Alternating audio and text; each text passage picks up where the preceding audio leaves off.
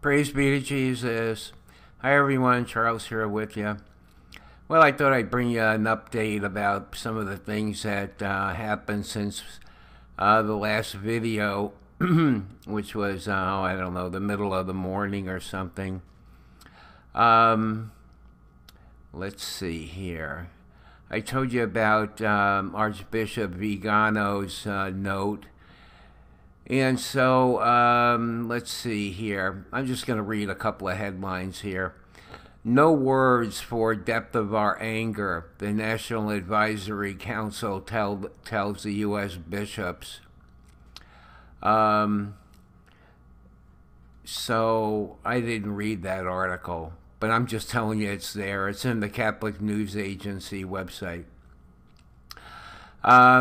Now, this here I almost brought you, but this has gone into, this is under discussion. There's a third-party complaint hotline could solve a major problem in the church when it comes to reporting abuse. Namely, that there is currently no procedure in place for filing complaints against bishops. So he presented you know, in pretty much detail, what this hotline would do and, you know, how it would work. So they took a vote, you know, I guess they just raised their hands and decided to discuss this. So it passed the first okay for it to go forward. So I guess they'll be discussing that tomorrow. Let's see, and what I do want to read to you about is an article here. So apparently this is about the last thing that happened during the meeting anyway. Speaking on Tuesday at the USCCB's Fall General Assembly in Baltimore, Dr. Francesco Cesario, chairman of the National Review Board, told those present that while efforts taken by the bishops to combat the sexual abuse crisis have been noticed, there is still much work to be done. Although it was regrettable that the Vatican had canceled a planned vote on sex abuse reform measures, Cesario said the National Review Board will continue to stand by their recommendations to the body of bishops. Your response to this crisis has been incomplete, Cesario said bluntly, pointing out that the secular media and authorities have filled in gaps when it comes to increased transparency and accountability for those in positions of authority. He said it was shameful that abuse had been hidden from the public and allowed to fester until it was uncovered by secular sources. What's worse, he added, was how many innocent people have suffered due to the inactions and silence of some of those present. Bishops must put the victim first when allegations come forward, he said. How many souls have been lost because of this crisis? Like Apostolic Nuncio Christophe Pierre, he also spoke this morning, who addressed the UCC, I guess he spoke yesterday, who addressed the UCCB on Monday. Cesario did not mince words when describing how the bishops have betrayed the trust of the faithful and would now have to work to regain that trust. Many Catholics are angry and frustrated and will not be satisfied with prayers, he explained. They seek action that signals a cultural change from the leadership of the Church, he said. The bishops must embrace the principles of openness and transparency that were outlined in the Dallas Charter from 2002 and come to terms with the past. Until the bishops acknowledge the truth about what occurred, they will not be able to experience reconciliation, said Cesario. In terms of recommendations of what to do now, the National Review Board said that each diocese should, as soon as possible, review all files regarding clergy abuse allegations dating back to at least 1950. if it is possible, the diocese should also share the results of this review with the public. Well, the article goes on here. Yeah, there's quite a bit. There's quite a bit to this article. Well, if you want to read some more about that. Well, I'm going to be honest here. I mean, I get a sense that they really are getting the message. And I think enough time has passed that I just have a sense that some of these guys are really convicting themselves of really screwing up. Now, whether they're ever going to, come forward and acknowledge that in a public way, I would say probably not. But, it's going to take a lot of good effort on their part, to begin to regain trust.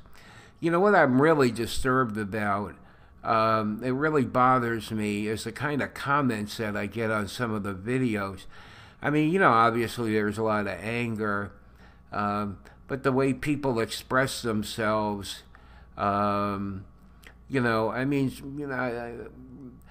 some of it is just cynicism, and and that comes from not trusting them, so that's understandable.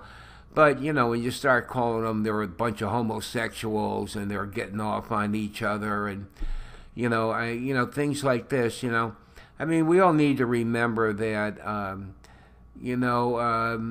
although they don't hear the words that you're writing, I mean, God does, and God doesn't want talking like that about anybody. I mean, that's very, very unchristian, and I mean, if it's not sinful, it certainly is in that direction.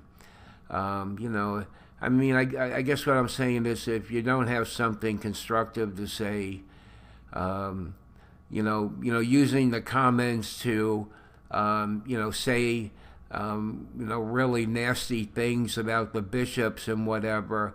I mean, I really wish you'd think twice about doing that. I mean, I'm not one for censoring comments unless there's, filthy language there, or unless it's like, it has to be really severe.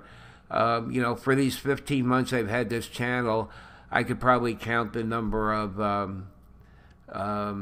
comments that I deleted on one hand.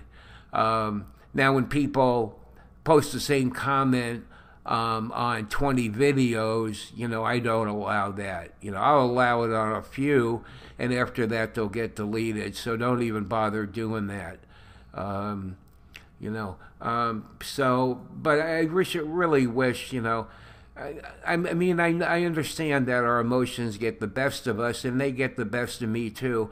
I'm just trying to help you become aware of, of expressing yourself in that way, in a public way, where other people can see your comments.